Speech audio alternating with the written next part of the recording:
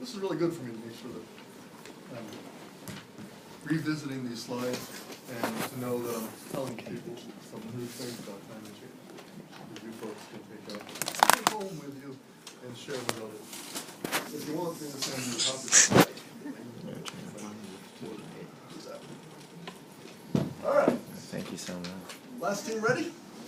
Yeah, I'm ready. All right, 5, 4, 3, 2, 1. Back to the bright blue ball just spinning free, dizzy now with eternity. See what we can do to make it better. But let me ask you again. Global warming or climate change, whatever you want to call it, how are you reacting to the subject now? Verbalize your answers, please, because we don't have you on camera. Are you now dismissive of the subject? Well, I don't think anybody was before. How about doubtful? Anybody now doubtful of the subject? I got a hand, but I didn't hear a verbalization. Still doubtful. Still doubtful. 2 still doubtful. 3 still doubtful. Okay. We need some more work on you guys. How about disengaged? I guess anybody disengaged now? At least people have been engaged on my presentation. If I haven't convinced them that it's something to worry about. How about cautious? People, who would say that now I'm cautious about climate change? Just gotta make sure I don't do anything to mess up the climate. See some nodding, but oh, you gotta verbalize it, or else it's not gonna be on the table. A little bit. A little bit cautious. How about concern? People concerned? I'm concerned. Concerned. And how about alarm? A steel alarm here. We got an alarm this time. Okay. Anybody else? All right. Well, usually presentations like this will nudge people a little bit down this list. Or to the left again on this slide, which will expand these circles eventually. And again, politics, I think eventually the political consensus will develop around here that will lead to better action nationally and even internationally to protect the planet from the adverse effects of what's going on here, which could be severe.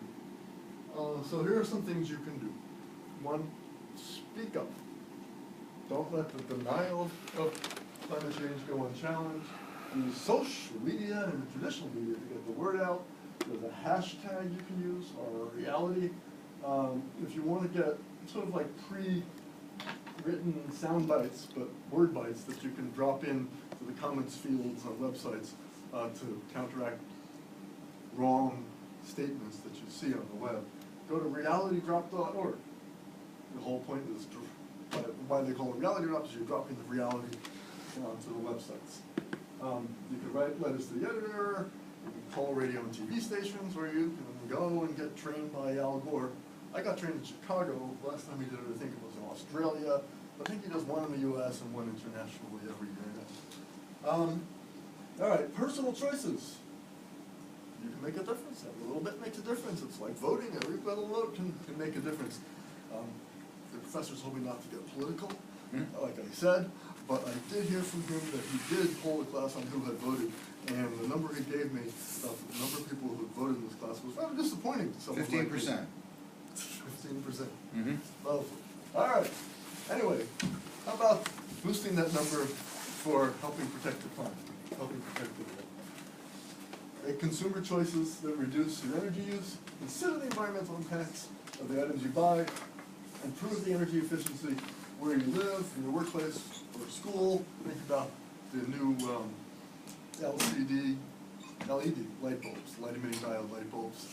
They may cost a little more, but in the long run you'll save money, and I think they last a lot longer than regular light bulbs. Just one thing you can do. And you can dim the LEDs since you couldn't dim the compact fluorescents. And the last thing you can do is change laws. It's even more important than change light bulbs. Change the system. Support putting a price on carbon. There's 2 ways to do that. There's 2 political ways to do that. One is just to tax carbon. Tax the carbon content, the greenhouse gas potential of the fuels that are used, the energy that is used to power our world. Empowering our world, empowering what we do, we are putting out a pollutant that's filling up that little space between the ground and the top of the atmosphere. And it's something that needs to be regulated. One way to do it is to disincentivize the worst types of energy and incentivize the good types of energy, like solar and wind power, by putting a price on carbon, a tax. Another way way to do that is to set up a trading system where people have credits based on the amount of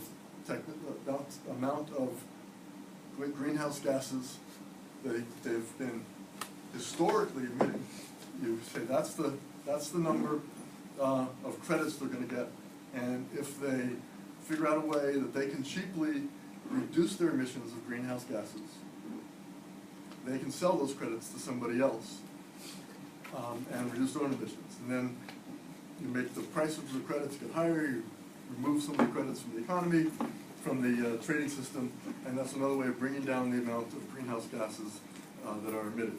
A carbon tax can easily be repealed, so a cap-and-trade system is more likely to be permanent.